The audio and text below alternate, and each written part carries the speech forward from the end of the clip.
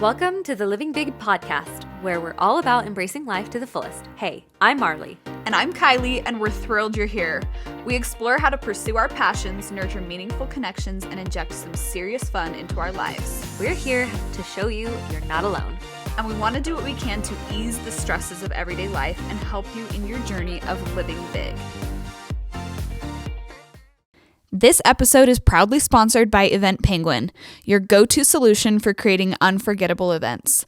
Say goodbye to clunky and hard-to-use event sites and create your next event in minutes today. Whether it's a party, conference, or a networking event, Event Penguin has everything you need to bring your vision to life. Visit eventpenguin.com today and discover beautiful, customizable event pages that make planning a breeze. With a seamless guest experience, Event Penguin lets you focus on what truly matters, making your event a smashing success. Start building your community through events effortlessly. Jump in. Welcome back to another episode. We are so excited because this time we have a guest. We have Hannah Olson from Redefining Motherhood. She also has her own podcast called Rantish, and we are so excited. So let's have you introduce yourself a little bit. Let's kick things off. Yeah. I grew up in California, and I am the fourth of 6 kids, and then I came out to Utah to go to BYU. That's where I met my husband. He's from Iowa. We never had any intention of living in Utah, and we both had family in Utah growing up that we would come here for. And as children, we both were like anti-living in Utah. But somehow you ended up here. But then we got married, and honestly, Utah's a pretty great place to live. So we are eating our words, but we like it. It's good for families, especially. It is good. And we have a lot of kids. So that's helpful because there's a lot. Although it's, okay, we're going on a tangent already. No, please. I love it. But it's one of those things where it's great for kids because there's lots of kid things. Yes. Yeah. But then because there's lots of kid things and because there's so many kids, it can become so chaotic. Oh, yeah. So it's a pro and a con. You know, because in other states when they have things for kids, it's a lot less attended. Because there's only 5 Because there's kids in the not as state. many kids. Welcome to Utah. Exactly.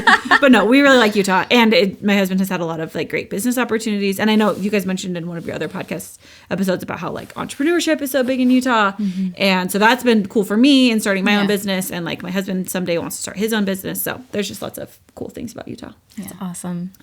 So we live here in Utah, like I said, and we have 6 kids.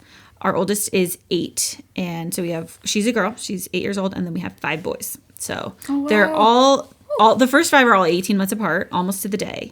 And then the last 2 are 2 years apart, almost like end week. So that our oldest is 8 and the youngest was born in December. He is 2 months. Awesome. That's amazing. Yeah, it's super fun. That's really cool. Well, thank you so much for being here. Yeah. We're so excited. I'm so excited to be here. Good. Yay. I wanted to ask you some more questions about your businesses too. Yeah. Because you reached out to us specifically after our Not Defining Motherhood episode. Yeah. Mm-hmm. And you were like, this is hilarious because I have a business called Redefining Motherhood. And you just put out a podcast episode called Not Defining Motherhood. Yeah. So I want to hear a little bit more of the backstory of Redefining Motherhood, how you started it, why, what it is. Yeah. When I found out I was pregnant with my first baby, that wasn't like exactly in the timeline that I was expecting. My husband and I happily married. I was about to graduate. So from the outside, it seemed like the ideal time to be starting a family. And starting a family was always something that we anticipated doing. But I found out I was pregnant and was just like, wait a second. I actually cried for a couple days, like because I was terrified and dreading it and just like all the things because It was so wasn't ready. I Yeah. wasn't ready. And I very much felt like, okay, my life is over now. Like I am now expected to be a good mom. Like I need to kind of put away all the stuff for me. I need to be just focused on my kids. Like they are my life felt like now. you were like closing a door Absolutely. to your old life. Or even just like putting everything for me away for a long time until my kids were grown kind of thing. For like 30 years. Yeah, literally. And so even though I knew that was a very noble thing to do and it was a very holy and godly thing to do, it was not what I wanted to do. And not right then. Not right then. Yeah. Not at all. Because I was like, I'm just getting started. Like I was teaching 6th grade and that had been my lifelong dream to be a teacher. And so I was like so excited. I was planning on teaching just like a couple more years, before I started having kids.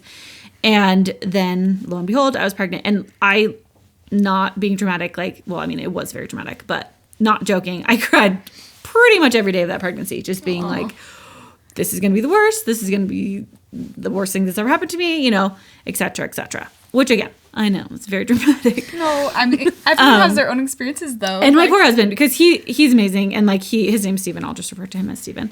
But he was so excited to become a dad. And that was something that he'd been looking forward to for a long time. So it was kind of like polar opposite and, reactions. And he was obviously trying to support me and my feelings, but also like be excited. And it was just kind of, anyway. So finally my daughter's born. And, I'll rewind one more time. I just kept hearing like everybody telling me it's going to be hard. Like, are you prepared for how hard this is going to be? Ooh. Motherhood is hard. Cool, thanks. Everything on Instagram was like telling me how hard motherhood was going to be. Super supportive. And I was just like, why do people even have kids? I legitimately had that question because it seemed like everybody hated it. It's all horrible. Yeah, it seemed like everybody hated it. It seemed like it was the worst. And whenever people would like talk about how hard it was, other people would be like, you're ungrateful and like, yell at them and whatever. And so it was just like, this actually sucks. Oh. So, then my daughter was born and I was doing a lot of hard things and I recognized that I was doing a lot of hard things, but it was very different than I expected. And shockingly, not actually the worst thing that had ever happened to me. I was like, I kind of get the appeal here, even though I am doing lots of hard things.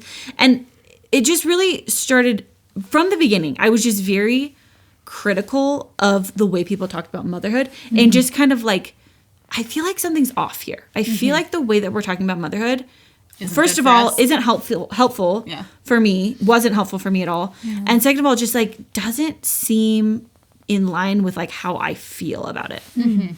So from the very beginning, I was like trying to figure out the language for that and what that meant. But at the same time, I was like, okay, I've always wanted to have a big family. Yeah. This is happening before I was expecting, but now we're here. So like, let's go for it. Like I wanted to just have my babies and move on from that phase of life. Mm-hmm. And so we did. We just we're like, okay, we're just going to take the babies as quick as they come. We'd always said we wanted 5 or 6 kids. And so I kept getting pregnant at 9 months every time. And you're amazing. I know. That's crazy. It's awesome. I mean, yeah, I don't know. It was weird. And that's the thing too, is like we didn't even exactly plan it that way. Like that was just happened. How it happened. And all along I'm like, okay, I love my kids, but I don't always love being a mom, but I love my kids, and it was just this weird like back and forth of like it was like both kind of like, what is this? Yeah, it is hard. I love my kids.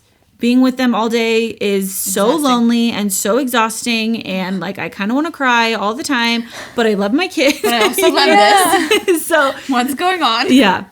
And eventually, it was actually in 2020 when I had my 4th baby and the pandemic happened. Mm-hmm. And he was born in May of 2020. Okay. So it's like during lockdown. Yeah. That I finally had this moment of like, okay, I am with my kids literally all day, every day, because we are in shelter in place.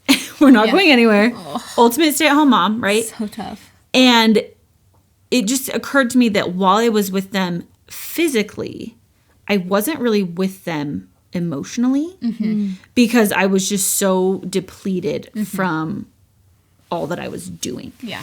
And that was actually a big turning point for me in this like realization of like, okay, wait, there are 2 things going on here. And that was eventually where I got the language that I use now of separating the job of caregiving for young children and having that, treating that like a job and thinking of it like a job, and then separating that from the relationship that I was building with my kids, which I then referred to as motherhood. Yeah. And so making that distinction was so helpful for me because it was like, oh, some days I don't like my job. Yeah. Cool. There are some days everybody doesn't love their job some days, right? Like literally no matter what you're doing, even if it's your dream job, you're still going to have days that you don't like that job. And you don't want to get up and do it. Right. Yeah. You want to run away or whatever, right?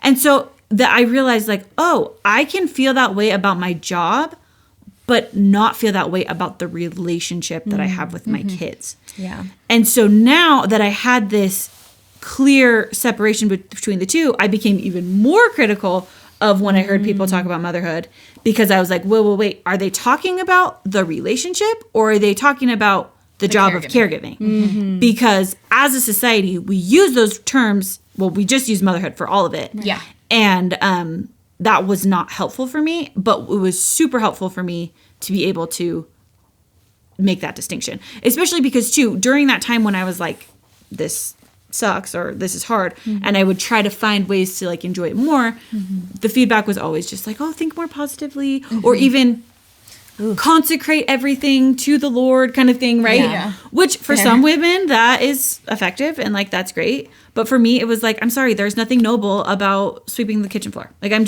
not. For the like, 10th time today. It's just not something that I am going to find joy in. That's just a mundane task that I'm doing. So once I realized like, oh, I actually don't have to care about that at all. I can literally hate it. I don't have to suddenly And make I don't that have to feel the best bad part of my about day. it. Yeah. Right. It's like, I don't have to be like, oh, I'm serving my family. It can just be like, cool.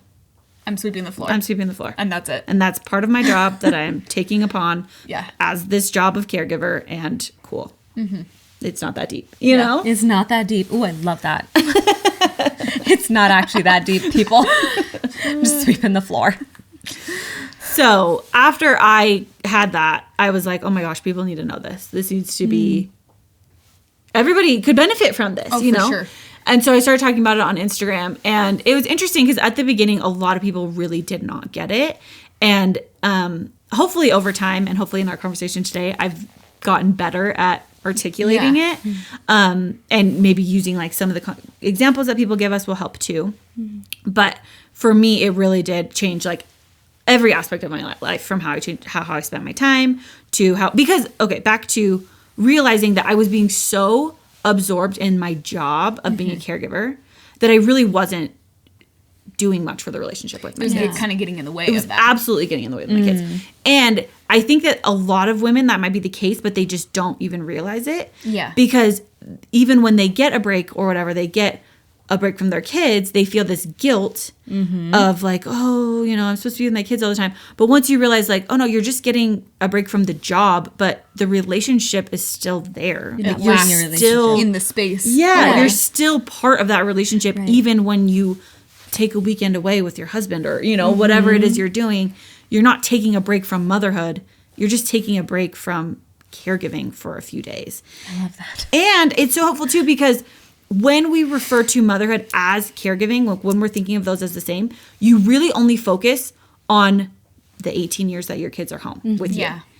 And motherhood is so much bigger than that. Yeah. Because the relationship, like when you think about the parent-child or mother-child relationship, those 18 years of caregiving are a fraction of it. And yet that is what we spend most of our time and energy referring to when we talk about motherhood. Yeah. Yes. So love that. that was a very long monologue. I think the cool thing that I took away from that too is you took something really hard and you made it into something very purposeful and beautiful. And now you want to take that and help other people. Right. Which I think is amazing, because it sounds to me like you just like you helped clarify your identity and you helped clarify your beliefs, which brought you a lot of peace and joy. Whereas before it was very like mundane and hard, and mainly hard, and like you're saying everyone around you was saying that it was horrible and hard and all that stuff. So I'm like, it's just so beneficial for all of us women and moms to be able to kind of separate and distinguish the two, so that you can feel the peace and the happiness and the joy in the relationship part, and be okay if maybe you don't enjoy the changing the diaper part or the like, Right. Well, and cleaning the bottles part. it gives you the freedom to like admit that, oh, this is just a job.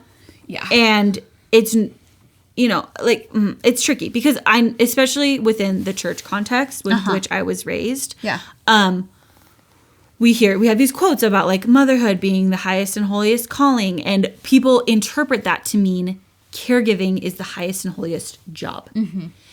And even that, I think it's important to realize that those are not saying the same thing. Because I absolutely believe that the relationship of motherhood, and honestly, I don't know why we're singling out motherhood, because I think fatherhood is just as holy, right? And amazing, right? That can be the case, but that doesn't mean that you have to commit your life to caregiving all the time. Yeah.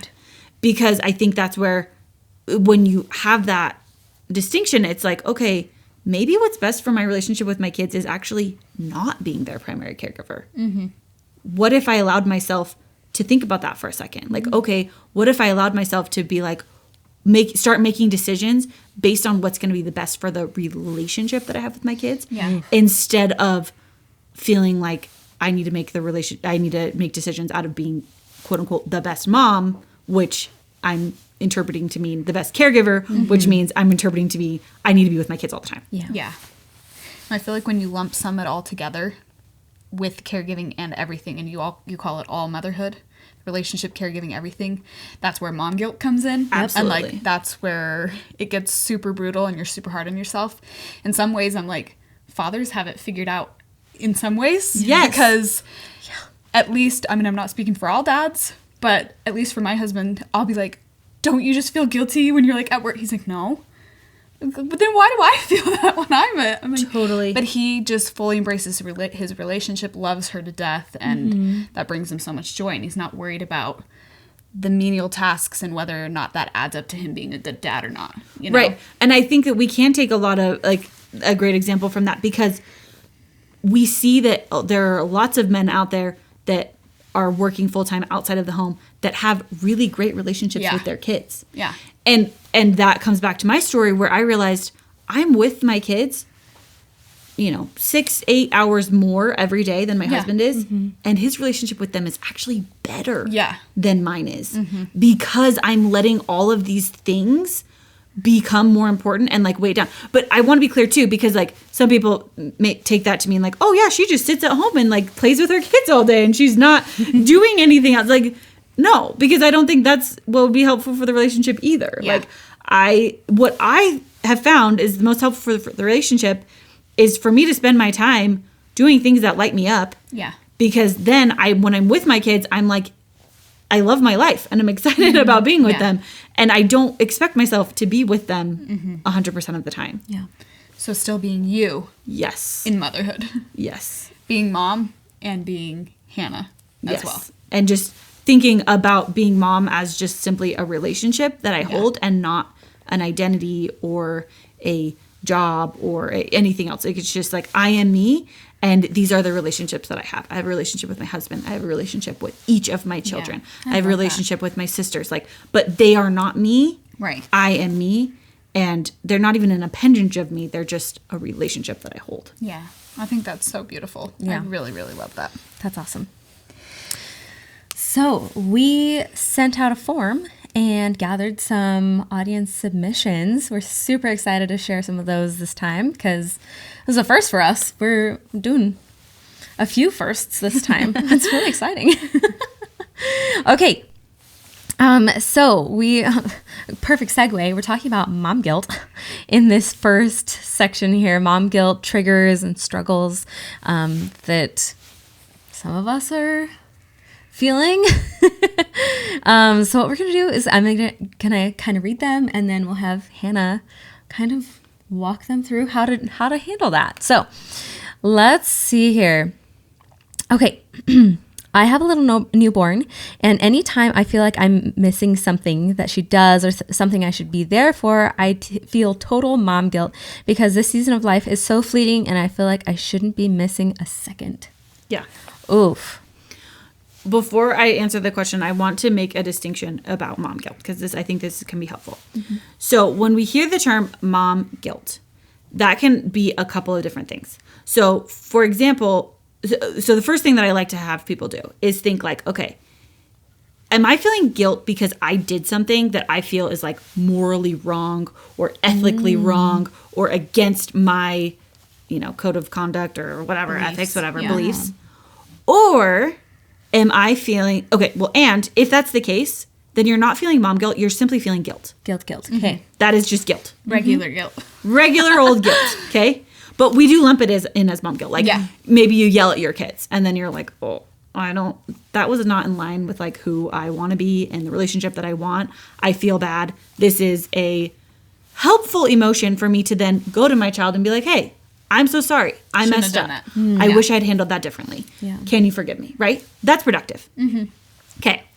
Now, mom guilt is not really an emotion, like itself, because it's not guilt now. We've ruled that out. Yeah. So it's something else. And it's usually from this hypothetical idea of what a quote unquote good mom is and does, right? So, and you can see that in this example. That this is the perfect example of mom guilt. And again, I put it in quotes because it's not actually guilt, it's mom guilt. And so she is feeling like, I shouldn't miss a second, right? And They grow so I'm never fast. going to get it back. Yeah. Right. And I mean, I totally understand where that's coming from because we hear it all the time. So the question is now, okay, what does it mean to be a good mom? To me, to be a good mom is to have a healthy, solid relationship with my kids. And even that is maybe a little bit out of my control because they're their own people. And at some point they have to choose that relationship. And relationships are two-sided. Absolutely. So when they're little, obviously newborn. that's easy. Yeah. Right. But like, I'm talking like adult, Yeah. like years later, right? Because we always like to look at the relationship as a whole. But, can I have a good relationship with my newborn, even if I miss the first time she rolls over? Yeah. Cool. Done. It's gone. Right? Like when you realize like, okay, yeah, it'd be cool to see that, but like, that's really not going to impact my relationship in the long run. It's okay that I'm going to miss some of those things. It's okay that she's going to do a few things that I'm not there. And you can be sad about it. Like, oh, dang it, I missed that. Like, that would have been cool. But you don't have to feel bad like you did something wrong because you missed it. In this situation, too, I feel like this is more for the mom than it is for the newborn. Right. Because, frankly, like, obviously newborns love to be cuddled and they need all the things. Well, they need nurturing. They need love from mom. But you stepping away for a minute, they aren't going to remember the fact that you weren't there to see their first roll. You know, they don't even remember that they rolled for the first time. So in that sense, it really is like it's an us thing. It's a mom thing. It's 1000%. Like we're killing ourselves. We think for them, but really it's just like, it's just us. And another thing too is that it's like, again, the guilt, when it's real guilt, like when you feel like you did something wrong, That's more that can be productive. productive. Yeah. But mom guilt is almost never, I'm willing to say never actually productive, because then let's play this out. So you miss the thing, you come back, you're feeling so bad, you're feeling so mom guilty. What energy now are you bringing to that relationship? Not one that's going to improve it. Yeah. Yeah, negative energy. Yeah. Sad energy. Yeah, just like, and again, not to say that you can't ever be sad around your kids, obviously, but like that's not building the relationship. That's not strengthening anything. And she's going to roll over again and it's going to be fine. Well, and I would say the guilt is tied to your own personal moral compass, right? And your beliefs, whereas I feel like kind of mom guilt is usually based probably more in like societal pressures. Absolutely. So does that really like align with who you are as a person? I was going to say, like, I hate the reels that literally always talk about every moment disappears from behind you. I'm like, that is a terrible way to look. You're never at going this. to get You're never going to get this back. again. So if you didn't embrace it, it's over. It's like, oh my gosh, that just puts so much stress and pressure for you to never miss anything. And that's not even humanly possible. That's not even possible. Right. It's not even humanly possible. And it goes to show how much we're focusing on the caregiving aspect because like when you zoom out and you realize what is it all for and you realize, oh, it's for the relationship, I can miss a few things. Like honestly, you can miss a lot of things and still be perfectly, healthily attached in the relationship. Oh, for Absolutely. sure. Awesome. I love that. I hope that was super helpful for whoever submitted that. Not spending enough time with my son, being too tired, being too strict, it says quotes, because everything is different for every kid and parent, working so much, being too poor, not doing enough activities because of time or cost, not going outside enough. Those are the biggest mom guilt triggers. Oof. Yep. Those are real these days. Yep, they are. It's so sad that there's so many that I feel like a lot of us can actually relate to. It's rough. Totally. So again, I would just have you go through that list and be like, okay, is this something that I feel strongly about, like morally, ethically, right? Or, and even, okay, it's tricky too because like, let's take going outside, for example. You can want to take your kids outside more, but recognize that like, it's not morally wrong for your kids to be inside, right? Like you can have that A good desire. Yeah, to get you out can and have do this something more. motivation of like, oh yeah, it'd be nice if we got out more, but also realize that it's it's okay if you don't. It's not, you're not breaking the law, right? You're Right. not doing anything absolutely crazy. Okay. So that would be the first step, I would think, was just go through each of those. Would you read the first part again? Yeah. Not spending enough time with my son, being too tired or strict, because everything is different for every kid and parent. Okay. Yeah. And I mean, it is true. Every relationship is different. And so the way that you're going to respond to your kids is going to be different. And that's okay. And that's a good thing, I Yeah, feel like. it absolutely is. Because I think if you were trying to treat all of your kids exactly the same, that doesn't really work because they are each different and they're bringing things to that relationship that the other kids aren't. So I don't think that is actually something to be feel guilty about at all. I think that's a really good thing that you recognize that your kids have different needs within that relationship. It's also very age dependent. Absolutely. Yeah. And circumstance dependent. There's just so many factors at play. Yeah. And then as far as not spending enough time with them, we kind of touched on that with the first one. But Yeah. I feel like too, some of these, this is like a long list, and I think we've probably all related, but it says being too poor, not doing enough activities because of time or cost, not going outside enough, working too much. I also think the important thing for us to sometimes focus on is how much of this is in my control. Absolutely. Because at least the like being too poor or, you know, working too much, those are things you can't possibly change. Right. Is it healthy for you to be beating yourself up over like, I don't have the money I want right now, or like you can't always change your circumstances. And so understanding. But you can change the way you're thinking about them, Yeah, right? So you exactly. can have like, okay, I mean, what does that mean? Like we're too poor. Maybe you can't pay for some extracurriculars that you were hoping to. Yeah. Okay. But are there other things? Can you play soccer in the backyard because you can't afford to go to the thing? You know, like what Right. workarounds can you do if that's something that you feel is important for your kids? Right. There's usually a way that you could potentially make that happen, even if it's not in the way that you were envisioning it. But I feel like just focusing on the part where you're beating yourself Yes, up isn't going absolutely. to help you achieve those things. Nope. It's not going to Not help you think productive. of the workarounds. No.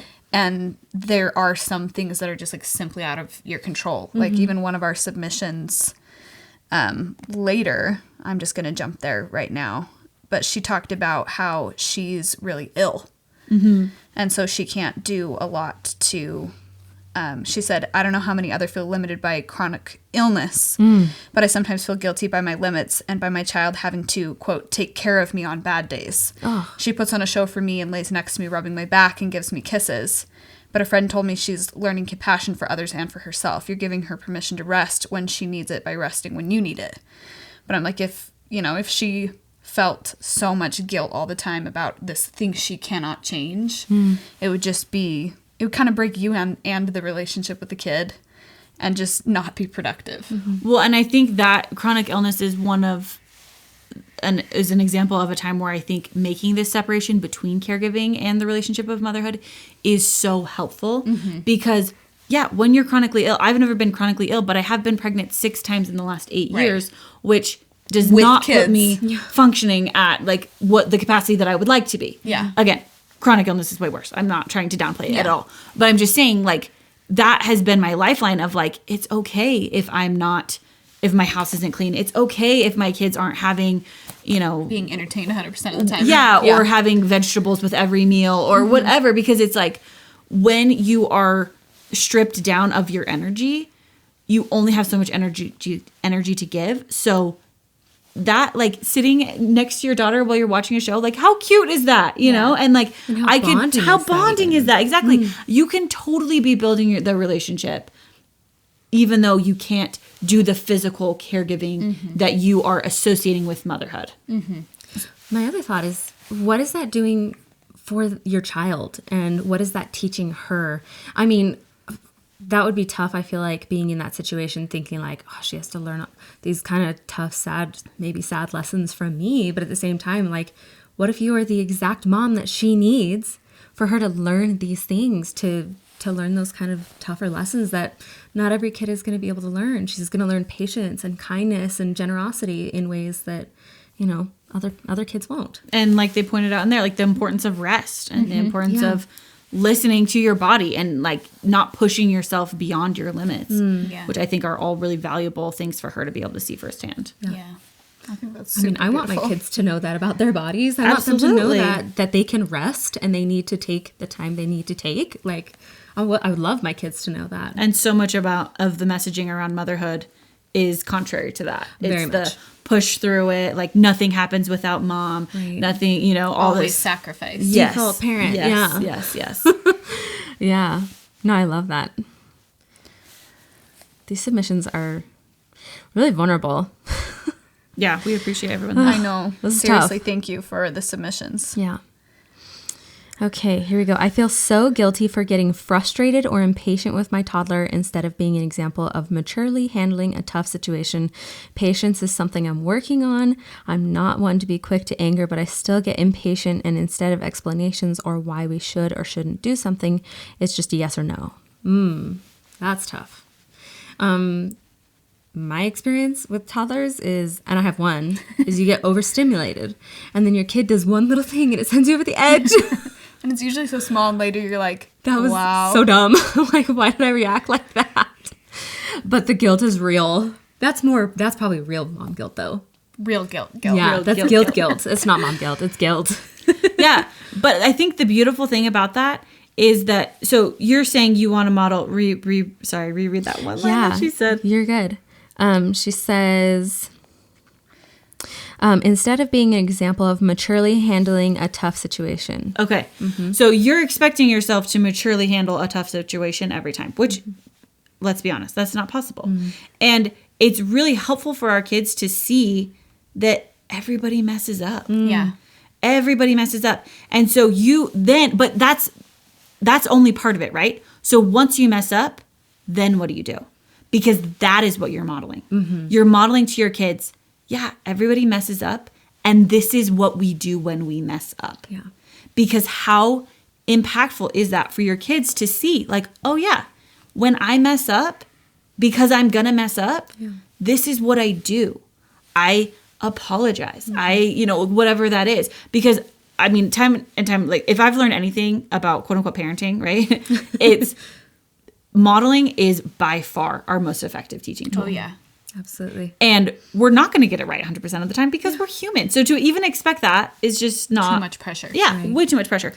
Yeah. But we can expect that when we mess up, we will, and maybe we need to take an hour or, maybe we need to go for a drive first. Maybe we need to go do something away from our kids to be able to come back down. But at some point, we can always go back to them and ask for forgiveness. And that's the thing, like in the scriptures, we learn that to become like little children. And like, why is that? I'm sure one of the reasons is because kids forgive so easily. Yeah. They are so full of love. They just want, they want to just be lovable, loved, all those things. And so they're so willing to just be like, it's okay, Mom. Yeah. It's fine. I love you. What I'm hearing is we need to just get rid of that idea of perfection. 1000%. Embracing imperfection, and that maybe can actually strengthen your relationship. That it might actually be good for that relationship with your child and your motherhood. Right. Well, because when you think about any other relationship, you don't expect to get it right 100% of the time. Right? Nope. So why do we expect that from a relationship with a toddler? Yeah. Which is maybe one of the hardest relationships you'll ever have, right? Like, you don't expect to respond perfectly to your husband every time. You don't expect... I listened to your guys' episode about your, like, friendship kind of being a little weird in there. Like, Yeah. And look where you are now, right? Like, you never expect that. But then because we have this glorified idea of motherhood and how motherhood is next to godlyhood, and so... basically, we assume that because of that, we are supposed to be God. Like, And that you'll know how to do it yeah, perfectly. exactly. Right. It doesn't even make sense. You don't get exceptions. You don't get to mess up. But dads Yeah. do.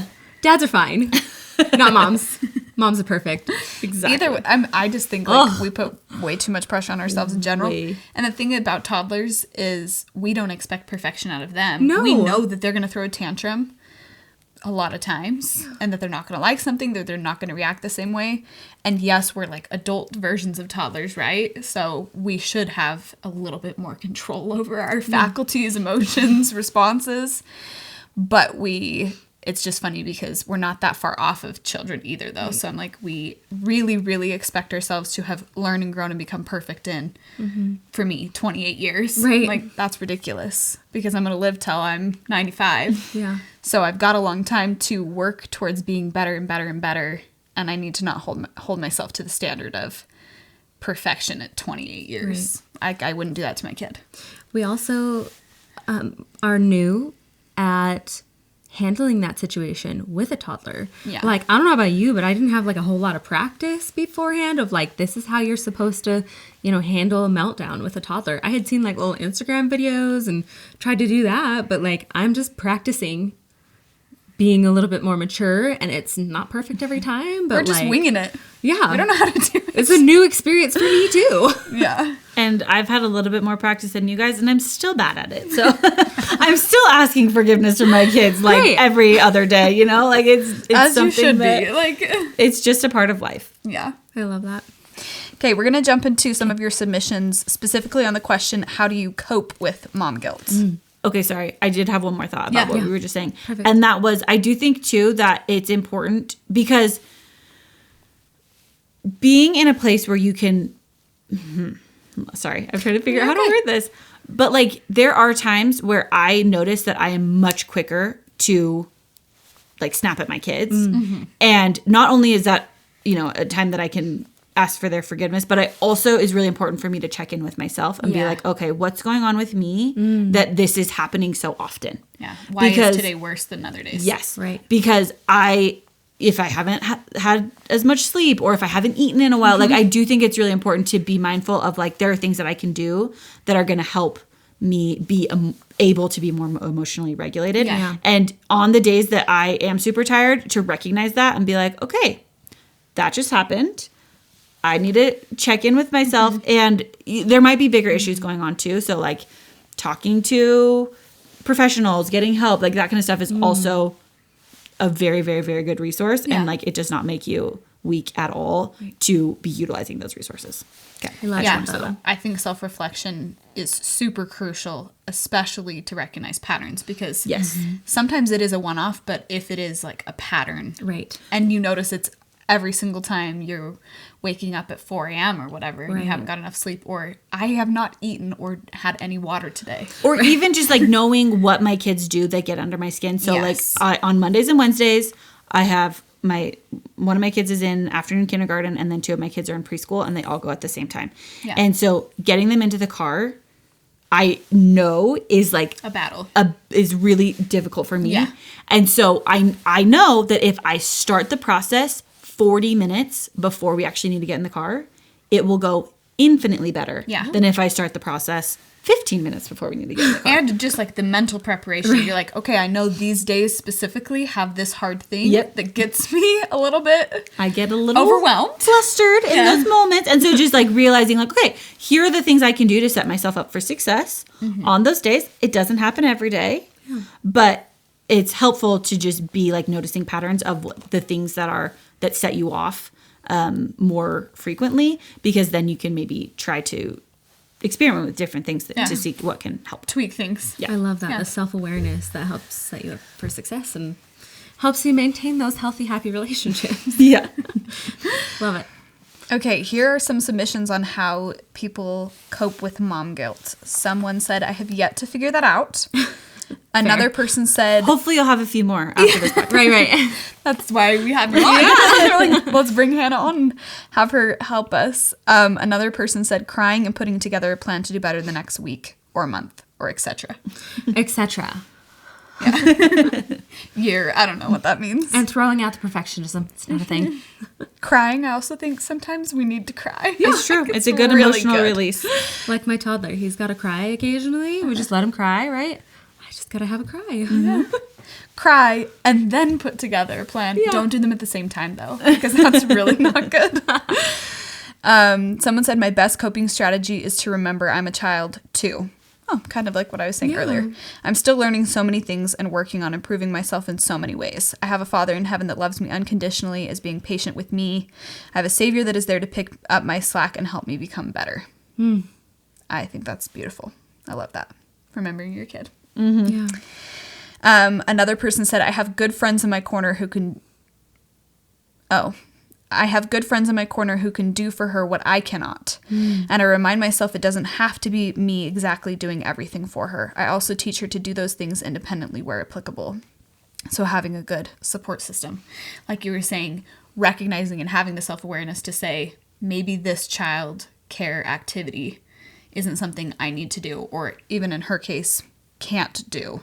Right. And being okay with letting other people step in and take that role. Yeah, can I say something about that for a second? So one phrase that we hear a lot is about like raising a child. And that is another phrase that I have always, when I hear that, I'm like, okay, are they talking about the relationship that you're building with the child, or are they talking about caregiving for a child? Because a lot of times, for example, when I'll hear women say this a lot, where they'll say like, oh yeah, I was working my corporate job and then I quit for a few years to raise my children. And I want to point that out because like when I heard that for years and it never occurred to me like, oh yeah, that makes sense. Yeah. And then one day I was like, well, wait a second, like my husband works a corporate job or whatever. Does he work a corporate job? I don't know what that's technically. Whatever. He works for a startup. A job. And yet I feel like he's raising our kids too. Yeah. So what actually does it mean to raise a child, right? And for me, it came back to, oh, it's the relationship. It's the relationship that you're building is that what raises a child. So we hear again, like it takes a village to raise a child. Right. What does that mean? It means our children need relationships with all sorts of different people. Absolutely. And that can be caregivers, that can be teachers, that can be nannies, friends, grandparents, cousins, like all of these people are raising our children because they're having opportunities to build relationships with those people. Yeah. And so I think that it's just, again, it takes a little bit of that guilt off of outsourcing some of the caregiving because you're like, this is great. I get to build a relationship with my child and they get to build, like I had a nanny for 2 years who literally was like a part of the family for my kids. She came not even 15 hours a week and for 3 years. And she literally, yes, was she raising my children? Yes, she had a great relationship with my children. But did that take away from me raising my children? Absolutely not. Yeah. Because I had a relationship with them too. Yeah. It added another relationship to their whole thing. Yes. Isn't that a good thing to have diverse relationships in your life? Yes, because think about how much you learn from every single relationship that you're a part of. No, literally, I'm so grateful for everyone who's been in my life. And I can't imagine being the person I am now today without those people. Yeah. I think we don't become whole humans all by ourselves. No. Or with just mom A or single just dad or whatever. And so I think the opposite. I want my kids to have as many relationships as possible. And you have to do what works for you and your family, for your financial situation, all of those things.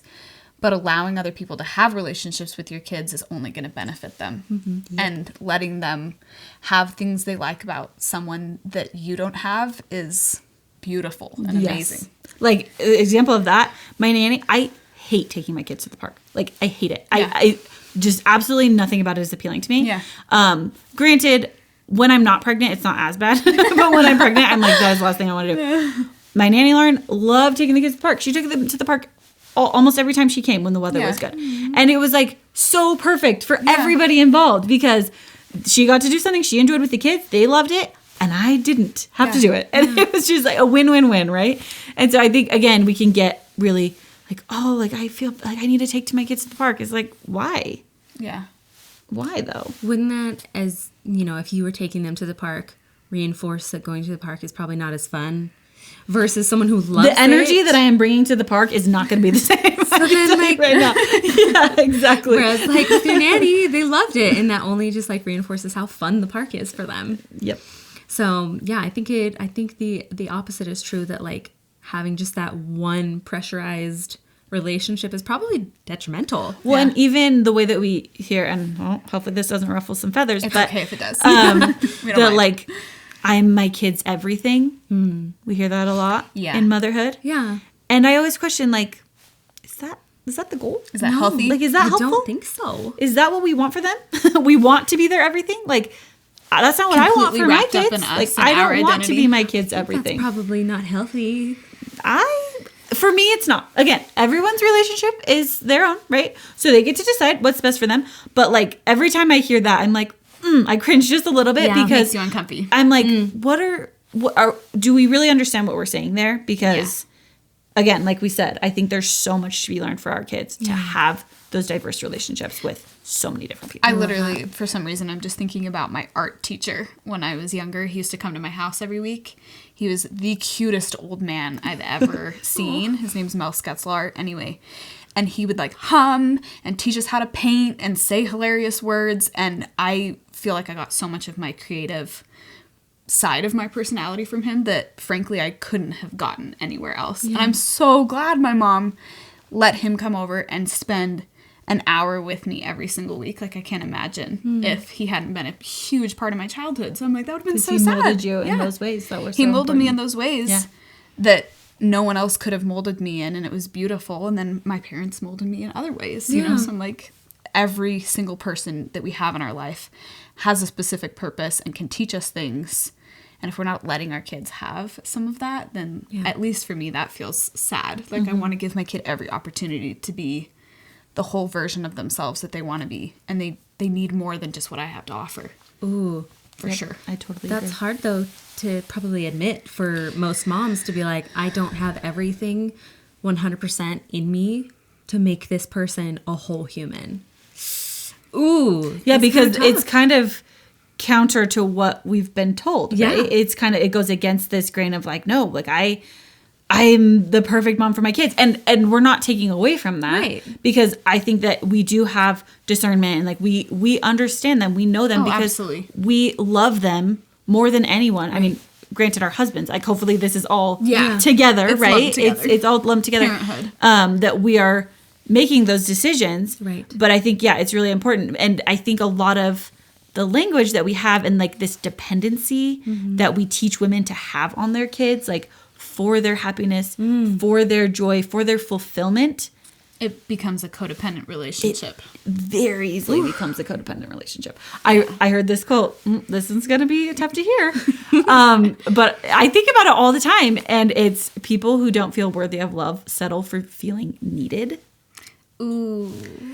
And I don't know. Like, it just seems Truth like bomb. we kind of like, that is where our society pushes women to be in that place of like, your kids need you for everything, right?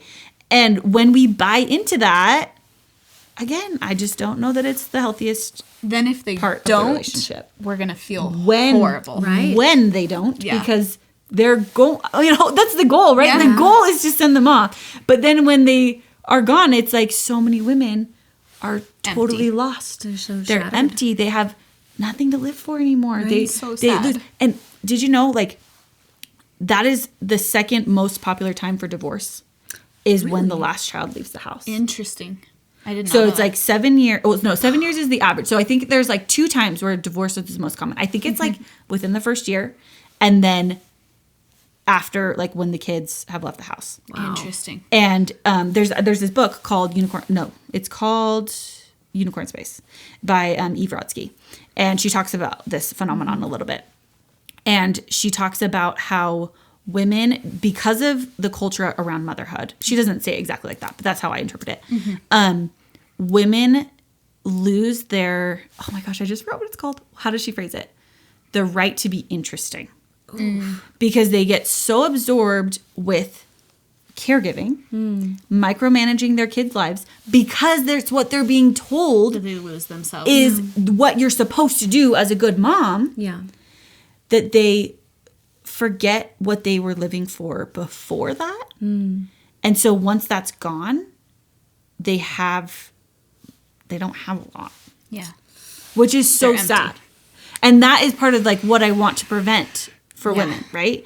Like, motherhood is a relationship that you hold. It's not who you are at your core. Like, you are still you. And even when people say like, oh yeah, like once you become a mom, you'll never be the same person again. I always question like, what do you mean by that? I mean, yes, relationships, when we value relationships, we're going to change the way that we do things. Like, that makes sense. And it does there's- change us. There is a give and take when you enter a new relationship, just like you did when you got married, right? Or friendships. Or, But you're still you. It's not like that person went away. But some people literally like say like, oh no, there is a death. When a baby is born, the mother dies and is reborn. That is what some people think of that. And for me, that's never been a particularly helpful So looking idea. at it as like adding to yourself. Yes. is It's a an better expansion. way. It's an expansion. Yeah. Yeah. Yeah, so the question is, do you have any specific questions for managing mom guilt that you'd like to address on the podcast? So like quote unquote mom guilt, right? As we have established. Yeah. Someone says, I think an important topic to address is recognizing where the mom guilt is coming from and realizing why you have it. I think that for the most part, it is coming from a good place. If you feel guilty about not having enough time with your child, it's probably because you love your child and want to spend time with them, which is a good thing. You can't be hard on yourself for loving and wanting to spend time with your child. Or feeling guilty for not having enough patience is probably because you have the desire to become a better, more patient person, which is a good thing. The guilt we feel, in my opinion, is actually, wow, I said that so you taught. The guilt we feel. I'm from Texas. We don't say Phil. Wow. The guilt we feel, in my opinion, is actually a reflection of the good desires that we have. When we recognize it for that and appreciate that we have those desires and that we are doing all we can and try harder each day, and then that guilt can begin to fade into divine discontent. Ooh, is this Megan's? Yeah. Yeah. Okay. We just outed you. Sorry. That's what one of our friends said. She sent in more to that. Do we want to read the rest of her thoughts on that, or what do we want to do with that one? First, do you have any thoughts on what she said? Yeah. And then we can continue some of the story. Yeah, the main gist is that you feel this guilt. It's For a a reason. desire for, becoming better and deeper kind of things. And I think it comes back to what we talked about before, where it's like, that's where it's helpful to distinguish, like, is this a beneficial guilt? Or is this just making me feel bad that I'm then going to take this bad energy into the relationship? Agreed. So, I think that it's very true. I think it is tricky. Like, the spending time with your kids one is always tricky because when do you decide how much is enough? Yeah. Because that is something people feel guilty for all the time. Like, I'm Yeah. not spending enough time with my kids. Like, but what is enough? And the there Allison a show, number? right? Yeah. I don't know if you guys know the Allison show, but she said this years ago on a podcast, and it's like stuck with me. But it's just, enough is a decision, not an amount. So at some point, you just have to decide, like, okay, for me right now in this relationship, spending X amount of time with my child per day or per week or whatever, like, that is what is enough for me right now. And then once you've met that, because otherwise it's like, okay, is every Like what's going to Is be every enough? second what's going to enough? satisfy If that? you don't quantify it, then you're Right. never going to reach it. Exactly. Oh, some good stuff that I have not thought about and needed. I needed that. Like, make a decision. Yeah. You figure it out. And then if it's not working and you're just feeling bad all the time because you made this, like, I'm going to spend 1.5 hours undivided attention with my kid every day. And then you're like, oh, that's actually not feasible. Then you get to decide to change it, right? You're the one that You're the gets to decision You're maker. the I decision love maker. that. And it can be flexible, but like, yeah, if that word enough is coming up for you, like, I'm not doing enough, sit down and figure out, like, okay, well, what would be enough? Yeah. And then try it. And if that's overwhelming, then lower your standards. Yeah. Well, and I Lower love your expectations. the point that you made that you can change it, because I mean, I don't want to speak for Marley, but both she and I work full time and Outside of the home. Yeah. And our husbands also do. Okay. And so I wanted to specify because Yes. I do think it's important to realize that caregiving is also work. Oh, for So sure. Keep going. Yeah. For sure. Outside of the full-time. home, we both work full time, and then we also work in the home full time. Yeah. And both of us work hybrid, so a lot of it is actually At home. still at home, but it's a job that takes me away from, like, focusing on my baby, right? And 24/7. Same thing for her. Right. And I have to do it. I have to put those hours in and everything. And we have both felt guilt and had conversations around, you know, we can't go to the activity, or we're not spending enough time, or we have to set them up with an activity while we're doing the thing that we need to do on our computers. And it feels like a lot of pressure from a lot of different directions. And so I, like, very much have felt what she was saying here, where it's like, is it enough time? Am I spending enough time? But I love that you say, like, things can change, because right now I do need to dedicate the time that I'm dedicating to my work outside of the home, as well as the time I spend with Coley inside the home, you know? But hopefully eventually, and maybe not, but if I choose to change that, then obviously time would change. I would have more options for how I spend my time with Coley. And yeah, this is a perfect example again of when it's so helpful to like zoom out on the relationship as a whole and be like, yeah, she's home all the time right now and I'm not able to spend that time with her. But like people are okay. It's so interesting because people feel so much guilt about not spending all the time with their kids up until they enter kindergarten. And once then they're they're in into the wild, they're good. It's like, they're at school. Why would I feel, you know, They're no longer being raised some do, by obviously. other people. That one's my favorite. Because, right. You're Because it's like, if they're in daycare, right, then it's like, why would you let someone else raise your children? But when they're in school, as soon as they're in it's kindergarten, like, of course they're in school. duh. What else would you be doing with them? Which, I mean, okay, I will say some women choose to homeschool because they do want to have their kids there, and that's great too. But like, it's just funny how we just have this like weird societal standard of like, you got to spend every minute with them up until they're eligible to go to public school, and then nobody's judging you for sending your kid to public school. Okay, there's probably some people Is it really judging any you. different But from daycare? is it really any different? No. As a matter of fact, there are more caregivers at daycare than there are in public school. Yeah. Wow. Well, and again, it's like whatever works for you and your family, right? Yeah. Like if you want to be full-time stay at home and you want to have you be the only one in the house and like everything, like cool. Because awesome, you go get to for it. decide what works best for your relationship. Right. And that's the beautiful thing is that it doesn't matter what other people are doing because they're not in the relationship. But defining what feels good for you is important so that you your don't relationship. feel that.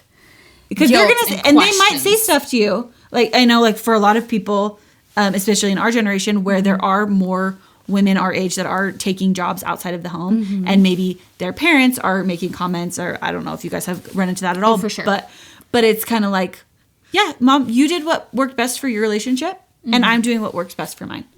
And they can make all the comments that they want, but like you can feel confident that you know what's the best because, and maybe.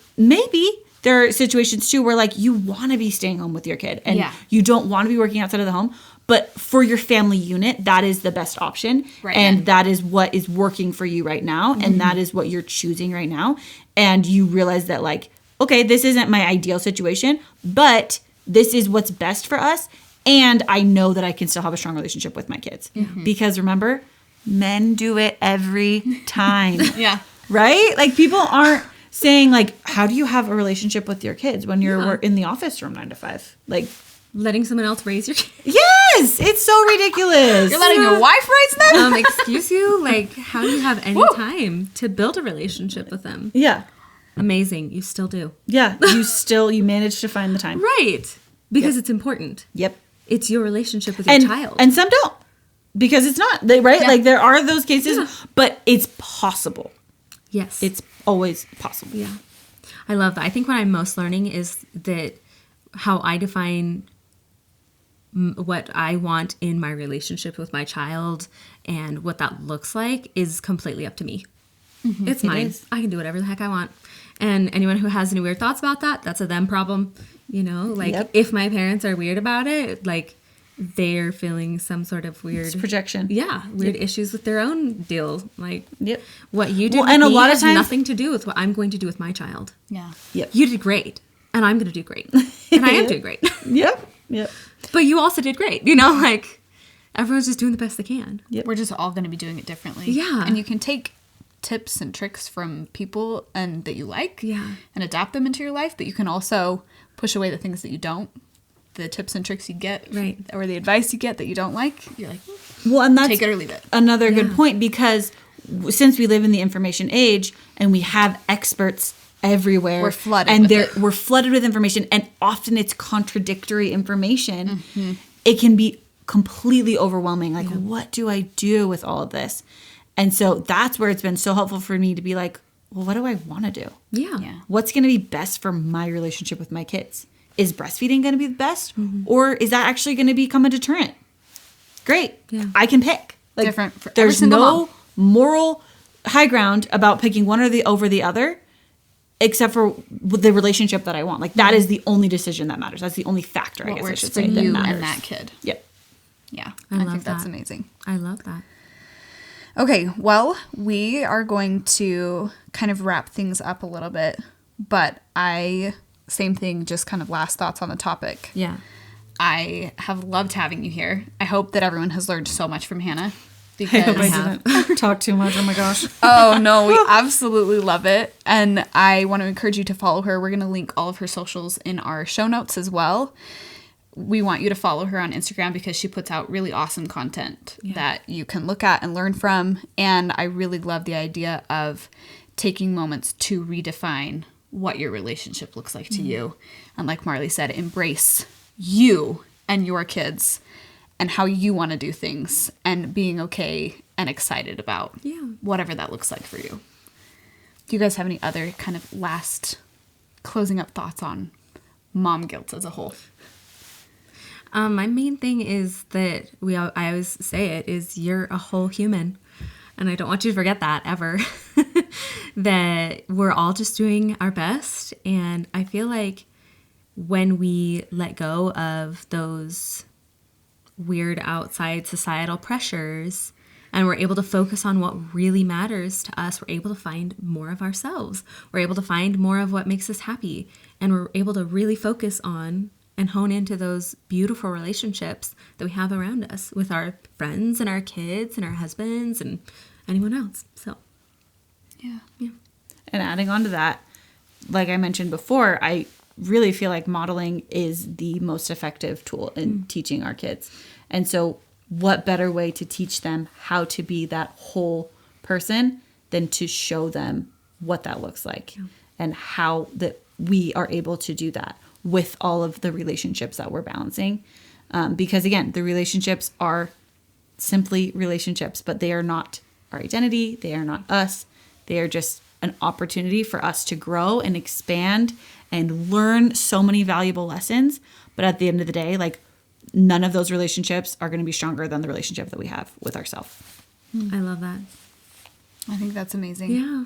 We just want to encourage any moms that are listening that have felt this mom guilt before to really remember you're not alone, to seek support and to really reflect and think about and redefine what that is for yourself and ask yourself, okay, is this beneficial? Is this helping me become a better version of myself than I am right now? Becoming the person that I want to be? Or am I damaging myself in my relationships by constantly thinking these things? There are negative thought patterns and negative beliefs that we have, and we want to do our very best to help you guys and walk through our own experiences and just also Hannah's. I just can't thank you enough again for being willing and vulnerable and open to share your experiences with your kids and with your journey of motherhood. I think it's so impactful and so beautiful. And I hope that you guys have resonated and can start to practice that self-compassion and that redefining as well. Yeah. Thank you so much, Hannah. Yeah. Thanks for having me. Thanks for joining us this week on the Living Big podcast. You can find us wherever you listen to podcasts. Join us on Instagram and TikTok for all the things, from relatable mom memes to fun girls' night ideas with your besties. See you next week!